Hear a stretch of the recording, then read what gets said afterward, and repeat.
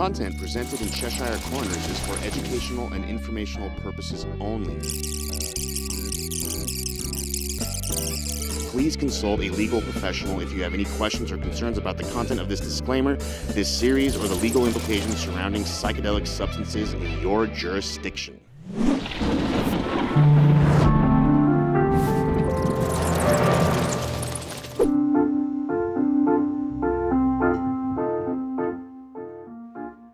Welcome to Cheshire Corners. My name is Rita Tsaluk, and I will be your host as we trip through the looking glass.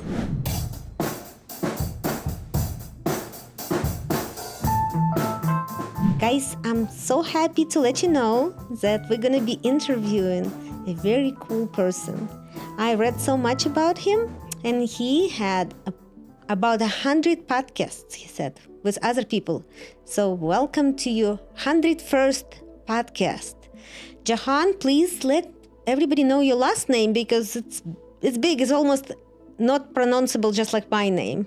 Hi, Rita. It's great to be here with you. My last name is Khamsehzadeh. I've read how many degrees you have and your Ph.D. and how many things you learn about. And you are from Iran, is that correct? Yeah. My father's from Iran and my mom from Mexico. Oh, interesting combination. So I'm pretty sure that because of this combination, you had a chance to learn about psychedelic in Zoroastric culture and then psychedelic in Mexican culture. Totally. I think there's like an emerging interest in Zoroastrianism and psychedelics. They have it was one of the first, sometimes accredited with the first monotheistic religion, way predating Islam within the area. And they had a psychedelic plant or fungi called huoma, which is seemed to be tied with soma, which was in part of the Rig Veda's Hindu tradition, which seems to have spurred a lot of, the religious kind of mindset in the area, maybe about 2 millennia ago. And then an increasing interest has been that in my Mexican side. As we know for sure, the Aztec mushroom tradition, from which we know psilocybin mushrooms, including the lineage of Maria Sabina. In their never-ending search for the miracle weapon, CIA operatives searched here in the remote mountain areas of southern Mexico for what up to then had been considered a myth, magic mushrooms. They used this man, a part-time chemist with the CIA, to dupe this man, a vice president of a bank and an amateur mycologist or mushroom expert, to try to get to the magic mushrooms and turn them into a drug. But it would be the amateur, R. Gordon Wasson and his colleagues, who would win the race and develop the drug psilocybin from the magic mushrooms. We went into the Mazatec area, far from the highways, remote from Mexico City. There we found that rotten bagasse, as it's called, bagasso, covered with mushrooms. These mushrooms I didn't know, had never seen. They were the sacred mushrooms. Wasson would also discover and record the ancient mystical rites of the mushrooms from a local shaman or magical priestess, Maria Sabina. And we were seeing incredible sights. They would go slowly or they would go fast as I ordained. All your senses are rendered acute. We say that you see visions, you see hallucinations, but that doesn't begin to tell the story. The hallucinations are only part of it. You hear sounds, you smell things. The night was thrilling. Word of Wasson's discovery reached the CIA quickly. Dr. James Moore, a University of Delaware chemist, secretly served the CIA preparing deadly chemicals on short notice. Moore was instructed to get close to Wasson and accompany him on another trip to Mexico to get the magic mushrooms.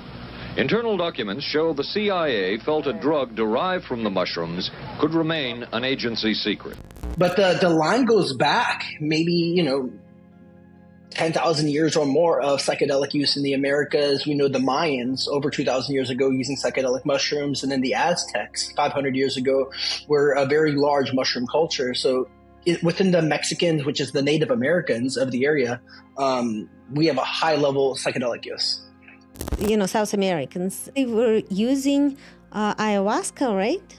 and they also been using, what else were they using? Peyotes? Peyote across, the region of North America, Central America, San Pedro, Salvia divinorum, the buffalo virus, the river toad. We were not completely sure how far back the use goes. There's over 2,000 plants across the world that have DMT. There's about 200 different species of psilocybin mushrooms across the world. But the Americas, North, Central, and South America, is the most plentiful place of the whole planet of psychedelic use. And part of an upcoming book is going to be looking at the deep history. It seems people came to the Americas 20,000 years ago. And a lot of these people started eating whatever they could find in the environment. And, as anthropologists note, shamanism is the oldest religions in the world. So, the case is being made that the religious practices primarily arose because plants in the environment. And that seemed to continue onto colonization. That continued all the way until the Europeans came into the Americas. It's maybe me, but it feels to me that the reason we know about psychedelic use in South America, because it wasn't hidden so much with all the history on top of it, and so many civilizations tried to hide what was there thousands of years ago in Iran.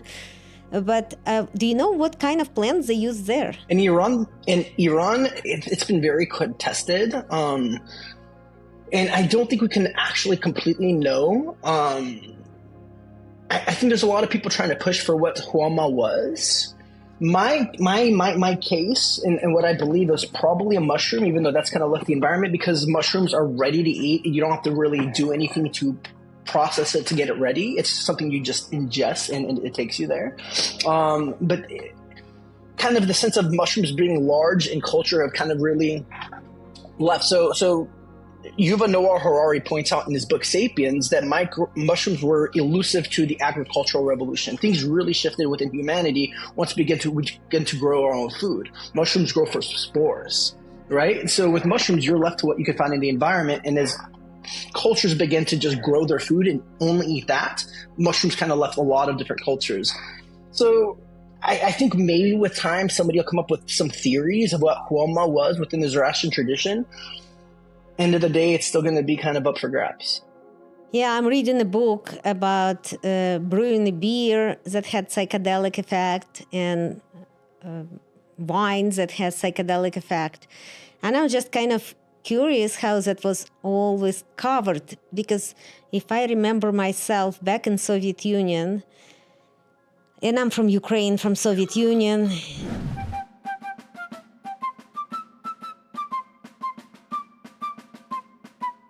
in case you don't know. But, all I knew about cannabis or mushrooms, that it's drugs, stay away from it, very scary. And in the Russian fairy tales, the people who use mushrooms, there were witches. And all the mushrooms considered to be poisons. They just said, this is all poisoned mushrooms. And then I always thought that everybody else can get brainwashed, but not me. And then I'm thinking I'm getting brainwashed so easy, just like everybody else. So it's very cool. So tell us your journey. First, I was fascinated by psychedelics before I ever took it. At 15 years old, the idea that a compound, like a chemical compound, can change the way we perceive reality made me question, and how do we even know what reality is if it can be changed so easily, right? But I did take mushrooms for the first time at 15 years old on a class trip. And had this huge kind of existential night of, my parents are going to die, I'm going to die. It was a lot of deep feelings, going on for a 15-year-old. And then at 18, I took mushrooms at a concert, a Tool show, and had this experience of connecting to God. For me, that was really important because I was an atheist at the time. I didn't think any kind of spirituality was real. And that night changed my life inside out. And I decided that, that night I'm going to go get my doctorates. And this was in 2002. So the culture around psychedelics was very different. There was almost no research going on. I at first entered as a neuroscience major, then physics and math for 3 years. And then another mushroom journey said to study mysticism. And I was like, that's not a profession. That's not a major.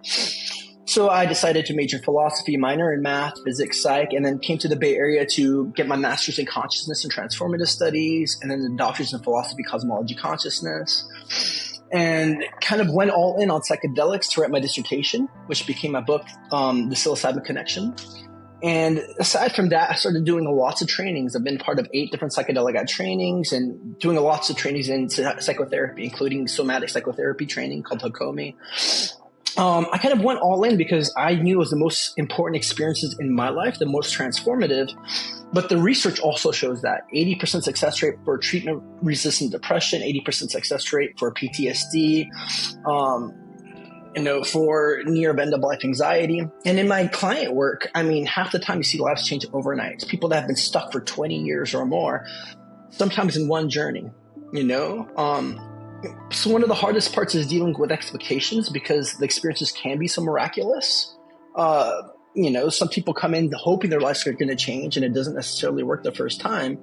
But we know of no treatment this effective, just giving the numbers. So yeah, that's why I've decided to kind of dedicate my life to it. So you were conducting retreats in Jamaica?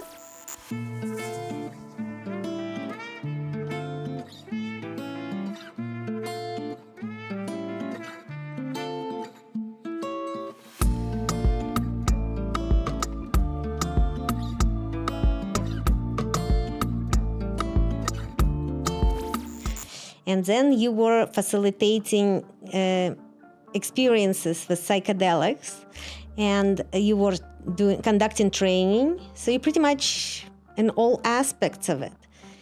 And what do you think the next thing in the industry is going to be? Where do you see it going? As many of the listeners may know, we just had a major setback in the field with MAPS not passing the 3rd stage of FDA trials. And that's a thing we've all been waiting for decades. It's going to be... So I think the next huge thing is federal legalization.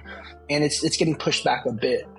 The reason that's important is there's a huge portion of the population that only trusts things, and believes things are safe if the government approves of it, if the medical establishment approves of it, so it has to come in through that method for people and into the infrastructure. Right now, so many things need to be hidden. And when things are illegal, there's going to be a portion of the population that want to follow the laws that are going to say, hey, that's just not good. If it was good, why isn't it, legal and accepted? So it looks for psilocybin. It's probably about 2 years away. And with MDMA, with continuing efforts, it's about 2 years away also. And that's going to be one of the biggest things to ever happen in the field. So before they kind of denied MDMA from MAPS, I would see 2 ways this industry was developing rapidly: from medicinal side of it with FDA approvals, and also from recreational side of it in Oregon and Colorado. So Oregon happened, good or bad, but it happened already and it's working. And Colorado is happening, and a lot of energy in the space and telling us that it's all happening.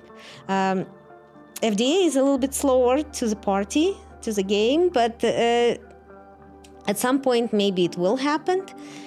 But it feels to me that recreational model probably going to come first. What do you think? I'm a huge fan of it. I'm dressed this way today because I'm going to go to Decompression, like the annual Burning Man after party. It takes place where thousands of us go to the streets in San Francisco.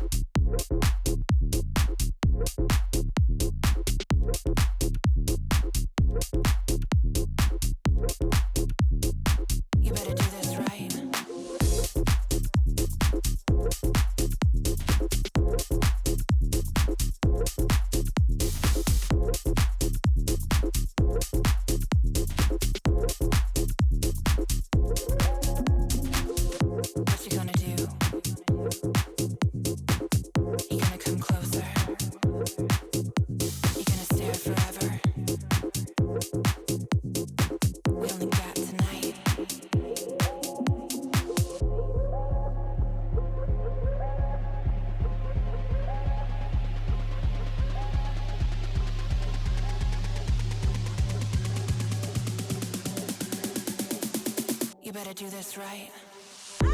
And Burning Man itself is kind of the great kind of recreational event where 70,000 people come up and take psychedelics.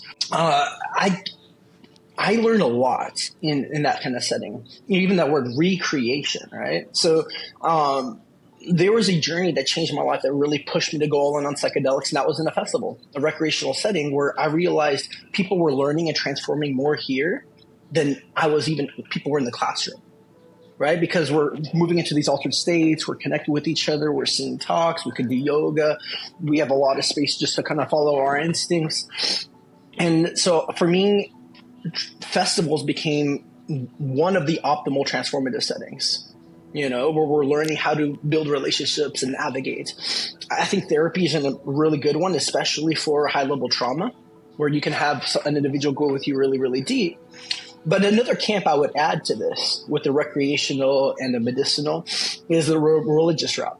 Right now I'm getting licensed as a minister, and for me, psychedelics for most of my life has been with the spiritual context. In a lot of indigenous traditions, they're not necessarily in a recreational route or therapeutic, even though that can be included, but they're in a spiritual context. So I think a third route that's coming up is the rise of psychedelic churches. And I think for me, recreational from medicinal, the only difference for it, the biggest difference, that you don't need prescription. But same as cannabis, and people saying, why are you not using cannabis medicinally, using it recreationally? Excuse me, that's the same thing. People treating anxiety and depression, just doing it without prescription. Kind of the same way they're doing it with alcohol, but cannabis is a little safer. Totally. I think people can, because I think a society has been focused on survival for so long that we haven't seen the importance of recreational settings where people are having fun, If you're not learning to have fun, life just feels really hard and you're like, why am I doing this? And that's something that mushrooms taught me. It's like you're focused and overly responsible. You're working all the time. You're not even enjoying yourself. And it kind of burns you out. And some of the best and most healing nights of my life have just been dancing on psychedelics, right? It's completely therapeutic. You get in touch with your own energy, your being. And so I think we need to flesh out the benefits for the public. And I think there's just a lot of stigma around altered states. And I think that's where people think, well, people are just getting high. Well, it's like, people are kind of freeing themselves and their psychological constructs in so many ways and experiencing new ways of relating and navigating reality. And the only thing I can add to it, people do need to have more information. So because psychedelics pretty powerful. So while I'm totally cool, recreation or medical, I don't see much different as long as people understand what they're doing, what they're getting into, and make sure it's safe.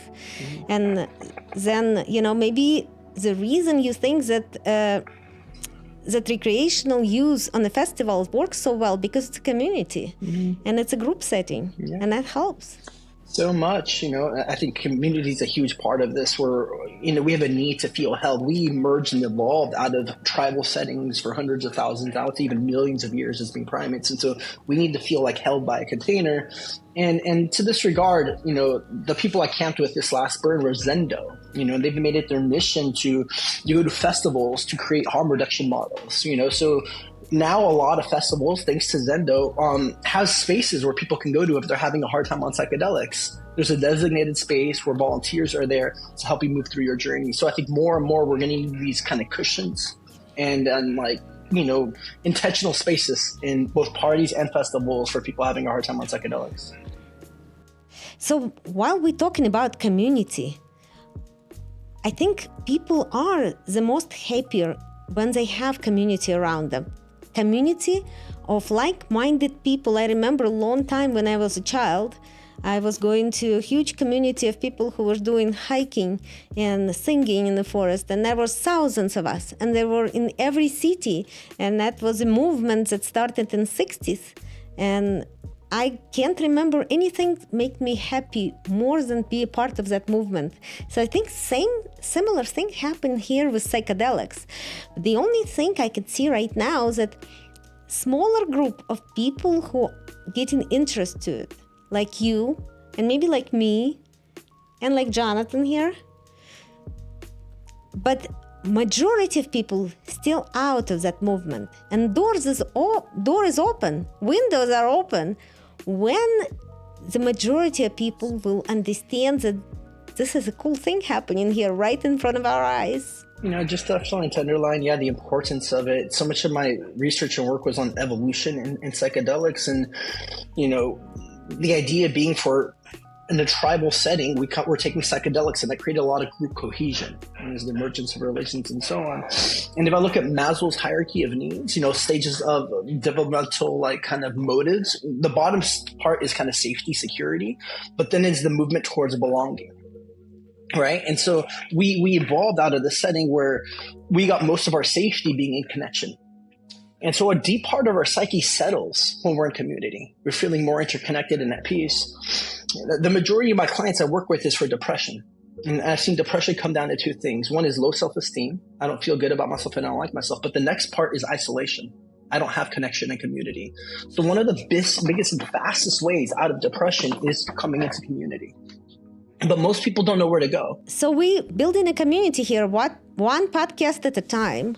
So if everybody could please like us and then read about Jahan in the description of this video, go to whatever podcast he already been in and like them too. And please leave your comments and please subscribe to this channel because we're building a community here. Something that in that regard we have found is community. A part of what creates belonging community is saying it's yours. Stephen Block, he wrote this book called Community, The Structure of Belonging. And he's like, the way you take care of a community, if you take responsibility for it. So the more you put into a community, the more you feel connected. So if you show up to a party and start helping out, you feel connected and safer and part of that party. Right. And so the more you kind of put output into a community, the more you actually kind of receive from it. So Jahan, tell me more about your book. You wrote a book, right? In my almost 20 years of looking at philosophy and development and history or ideas, the biggest idea I'd come across was put forward by Terence and Dennis McKenna. And it was the idea that we evolved because of relationship with psilocybin mushrooms. I've been looking at evolution from every angle I can throughout since a teenager. And the idea was simple, that there was a psychedelic expansive compound in the environment where we evolved. And psilocybin mushrooms is the biggest candidate because it's all over the world. And Paul Stamets, a great mycologist, notes it's the most common mushroom in the Africa savannas where we emerge. And I think a lot of the stuff that really kind of gives the big evidence is just in this last decade, where psilocybin stimulates what's known as neurogenesis, the growth of new neurons. The brain physically begins to grow. It creates a hyper-connected brain state, stimulates neuroplasticity. The brain can keep evolving and changing. And spinogenesis, the re-enlivening of dendrites. And so it actually creates physical brain growth in ways not a lot of other things do. Then we add the psychological components of how it helps us heal. But then we also know that 65% of people in the right setting also have a mystical experience, right? So when we add all these elements, we see how much it probably would have affected our ancestors. There's archaeological evidence all around the world of prehistoric psychedelic use throughout all the cave paintings. And in Africa with cave paintings and mushroom use going at least back 10,000 years, if not more. And so for me, it became the big missing piece for how we got here. Like, how did humanity emerge? I think that's a pretty big deal. And for me, then that's also the way forward.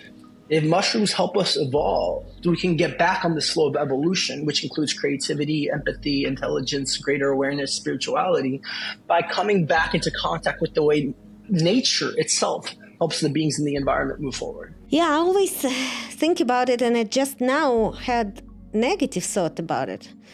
What happened to our humanity when we brushed it off and covered it up and put stigma around it? Yeah, I think that's one of the biggest losses. I think, as I mentioned, once we started growing our own food and mushrooms, we only like in the 1970s, we learned how to grow psilocybin mushrooms. I don't know.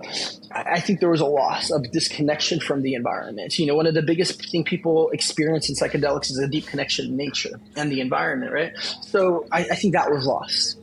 And mushrooms quiets what's known as the default mode network, the ego part of the brain where you think me, I. It just silences that, and then we feel more connected to ourselves and everything else.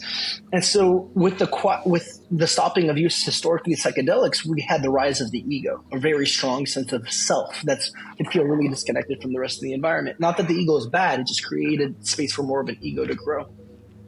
So a lot's happened with the loss of that, and it's also timely. A lot of people kind of share that there's a coincidence that the same year we, discovered and created the nuclear bomb. On July 16, 1945, the United States tested the first atomic bomb, called Trinity. We discovered LSD, which is a big part of Illusion Mysteries in the book, The Immortality Key, that you're reading right now. So I think they're coming in at the right time when we need them the most, to really face our ecological destruction. Most of the problems in the world come down to not seeing our interconnectedness, which is like the number one thing that psychedelics kill us, right? Whether it's economics, ecology, class warfare, racism, all these things, the split between masculine and feminine, it comes down to not seeing our interconnectedness and interrelatedness. And that's like the thing that becomes really apparent with psychedelic use. And what can they tell you about reality? Reality seems to be very interesting on psychedelics, isn't it? Yeah, totally. So most people I know that come into this very honestly and inquiry, because you can have one or two journeys and not a lot happens, and there's different ranges with doses and with psychedelics and the container. People can just go out and be mindless, But the people that take it seriously keep coming to the same kind of truths. For a lot of us, it becomes a spiritual practice because there's something that wakes up inside. You're like, oh my God, I remember.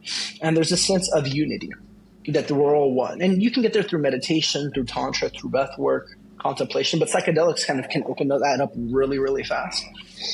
And there's a sense of like meaning and purpose to life, And at our best, we want to be of service because we're a part of the all. And so we, give our biggest gift and give our biggest meaning by doing it. One of the biggest teachings that I've learned, and I think a lot of people come to, is that love is the most important thing, right? And so love is the experience of our unity and interconnectedness, right? So, and it is what we are. And so I think it naturally kind of lets go of a lot of our fear, our protection, deconditions us, and underneath it, like our soul emerges with its own intelligence, and inner compass. It's very cool. Once here in the Cheshire Corners, we were talking about consciousness and understanding from the quantum mechanic point of view, and Federico Fagin. Dr. Fagin. I finally learned how to pronounce his name correctly, but I don't know if you follow him. That's pretty cool and interesting. In an interesting way, that scientists getting on the same page as people who are using psychedelics, I think it started meeting together. Totally. It was partly my field for 3 years, and there's awesome commonalities, a couple I'll name that I've come to. For me, my grounding in reality is that it's all imagination, it's all consciousness. And it's kind of, compares to the metaphor within the Hindu tradition of Brahman, where Brahman is having this big dream, and in it, he's all the characters called Atman. In this sense, I think it's all God, and we're within God's mind. And when we go deep into matter, right, where it's just like atoms are 99%, 0.999% empty space, and then you go into the different parts of the atoms, proton, neutrons, electrons, they dissolve into quark and energy. So when you go into matter, all these things you're seeing, there's nothing actually really there, just energy reflecting light. All you're seeing is really light, right? And so it really kind of, again, sees just as all, and then we see stuff with the object, and subject observer, that just seeing something changes it physically. So consciousness is directly interacting with it. But the part that also really stands out for me was entanglement in quantum mechanics, which Einstein called spooky action at a distance, where a particle here can affect another particle on the other side of, the solar system instantaneously. So particles become deeply interconnected, right, non-locally. And we grow out of that system, also showing our deep interconnectedness non-locally, instantaneously, like from a telepathic kind of way, on a very fundamental level. Of our bodies, molecules, our cells, and so on. Yeah, I keep thinking about it when I'm hearing this news from Ukrainian war. Like, how can we kill each other when we all won? How that can happen? Just hopefully at one point we will learn enough from psychedelics to start doing stupid things we did for thousands of years. At least for a lot of us, it awakens that empathy in our care, and even the pain that we feel because of that's happening over there is an expression of our oneness. What is the name of your book, Jahan? The book is called The Psilocybin Connection, Psychedelics, the Transformation of Consciousness and Evolution of the Planet, an Integral Approach. and where our viewers can find your book. It's on all the platforms, anywhere you can find a book online, and it's also on Audible if people would prefer to listen to an audio version. It's very cool. Yeah. I'm going to do Audible myself. Okay. Thank you so much for your podcast. And one more thing I want to ask you. Whenever we're going to be in 2025, and whenever we're going to have retreats here in Colorado, I'm really hoping that you can be our guest and you can conduct retreats here so people can actually see you with all your knowledge and all your different PhDs and master's degrees in mathematics and physics. And it was enjoyable time for me to hear from you, and I'm hoping to see you in person. I'd love to be over there and kind of give to that community. Thank you. Thanks so much. Come on.